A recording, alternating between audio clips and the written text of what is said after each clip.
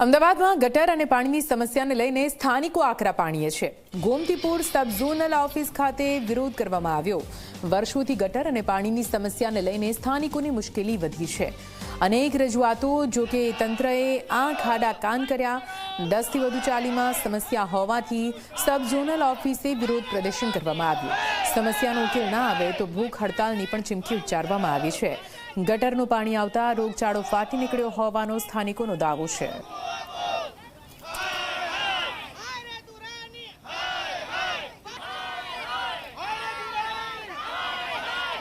મારા પ્રોબ્લેમ ગટરનો અને પાણીનો છે, બરાબર। પાણી આજ સુધી ચોખ્ખું આવ્યું નથી। ગંદકીનું પાણી પીને લગભગ આવું તો વર્ષોથી 4 વર્ષ આવો, અમુક ટાઈમે જ પાણી ચોખ્ખું આવો। હરિયા મારા ગટર સાફ કરો, પણ એનો એ જ પ્રોબ્લેમ ઊભો રહે છે આ લોકોનો, બરાબર। પાઇપલાઇન નવી નખાવાની કીધી, પથ્થર નવા નખાવાના કીધા, આ લોકો કોઈ ધ્યાન દોરતું નથી। એમનું બજેટ આવે ત્યાં સુધીની જ કામગીરી બતાવવાની, બાકી કંઈ નહીં। બાકી ભલે અંદર ખાને જે ચાલતું હોય ચાલે, આમાં પબ્લિક પરેશાન ના થાય તો શું થાય? હે, નકરી ગંદકી આવે। હા, અત્યારે બીમાર જ છું। આ હાલત જ મારી શરદી ને ખાંસી છે અત્યારે।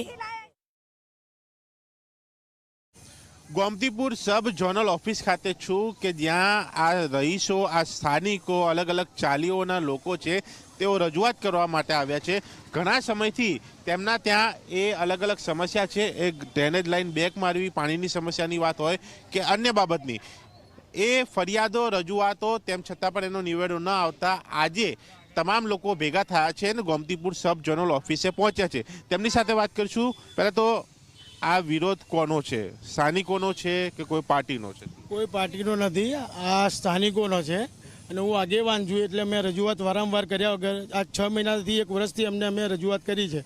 પાણીની લાઈનોનો, ગટરો, ચેમ્બરો તૂટી ગઈ છે, લોકો બીમાર પડે છે, પણ એ લોકો અમારા ફોન ઉઠાવતા નથી। એટલે અમારે આખરે આ ચાલીના પબ્લિકને કીધું કે આ સાહેબ દુરાણી સાહેબ આપણું માનતા નથી, સાધુભાઈ સાહેબ, રજૂઆત નહીં તો અમે 100 વાર કરીએ છીએ। અને પછી કેટલી ચાલીનો ઇસ્યુ છે ને કેટલા સમયથી તમે? અમે કમસે કમ નહીં તો 1 વર્ષથી રજૂઆત કરીએ છીએ અને કમસે કમ અમારા 20,000 જેવા માણસ હશે, ચાલ્યું હશે એમાં 15-20 જેવી ચાલ્યું હશે। સમસ્યા પાણી, ગટર, રોડ, આખા વિસ્તારમાં રોડ સાહેબ બની ગયા છે।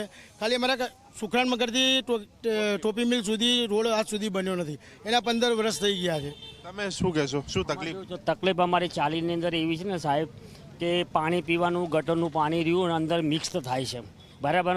વારંવાર અમે રજૂઆત કરી તો આ કોઈ ધ્યાન દેતા નથી, બરાબર। બધા સાયના અને બીમારો એટલા છોકરાઓ પડ્યા છે ને કે એની કોઈ સમસ્યા નથી અને એટલા અમારી તકલીફો છે અને અમે ઘણીવાર રજૂઆત કરીને કોઈ ધ્યાન દેતું નથી કે દુરાની સાહેબ કે સાધુ સાહેબ કોઈ ધ્યાન દેતું।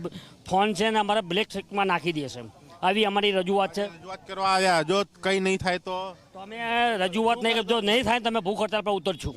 વારંવાર સ્થાનિકો અમને રજૂઆત કરે, અમે સાહેબોને કરીએ, પણ એમ છતાં આજે 7-7 વર્ષથી આ જ પોઝિશન છે। જ્યારે બી કામની વાત આવે ત્યારે એમ કે તમારું કામ થઈ જશે, તમારું કામ, વારંવાર અરજીઓ આપે છે સ્થાનિક, બધા અરજીઓની છે। પછી એમ કે તમારી ચિઠ્ઠી લઈને આવો, આ તે આવો, તો આવી રીતે કાંઈ કામ ના થાય સાહેબ, બરાબર। આટલા વર્ષોથી આની આ જ પોઝિશન છે। આ ચિઠ્ઠીઓ આ ચાલુ છે, આ ચિઠ્ઠીઓ, બરાબર। આ ચિઠ્ઠીઓ લઈને છતાં, પુરાવો આપવા છતાં પણ આ તારીખ જોઈ શકાય છે, આ 11/4/2023 કાનજીભાઈના નામની આ કમ્પ્લેન, એની નીચે 17/7/2023, એની નીચે આપણે જોઈએ તો એ 17/7/2023, 3/3/2025ની પણ તારીખ, અને આજે આ મહિનો 2025નો 12મો મહિનો। ઓનલાઈન સાહેબ મારી 25 ફરિયાદો છે, ઓનલાઈન મારી 2023થી 25 ફરિયાદો છે। આરડી કરણ સાહેબ પણ એ વખતે કહીને ગયેલા હતા કે ભાઈ આ લોકોનું તમે સોલ્યુશન કરો, અને મેં વારંવાર રજૂઆત કરી છે કે ભાઈ તમે ગટર રિપેર કરો, ગટર તમે સાફ કરો, એથી પાણી પોલ્યુશન ચોખ્ખું થાય। એ કોઈ કાયમી નિકાલ નથી, કાયમી નિકાલનો તમે સોલ્યુશન કરો કે નાખેલી છે ગટરની પાણીની, પાણી બહુ જર્જરિત છે, જૂની લાઈનો છે સાહેબ, 1963 વખતથી નાખેલી છે, બરાબર। 1963ની લાઈનો હાલ પરિસ્થિતિ શું થાય? કારણ કે અત્યારે પબ્લિક વધી, પાણીનો વપરાશ વધ્યો એટલે લાઈનો નાની પડે છે, વારંવારનું ગટરો ભરાય છે, ખાલી આ લોકો સાફ કરીને જતા રહે છે, પછી 2-3 દિવસ પાણી ચોખ્ખું આવે, પછી પાછું એની જ પોઝિશન ચાલુ થઈ જાય છે।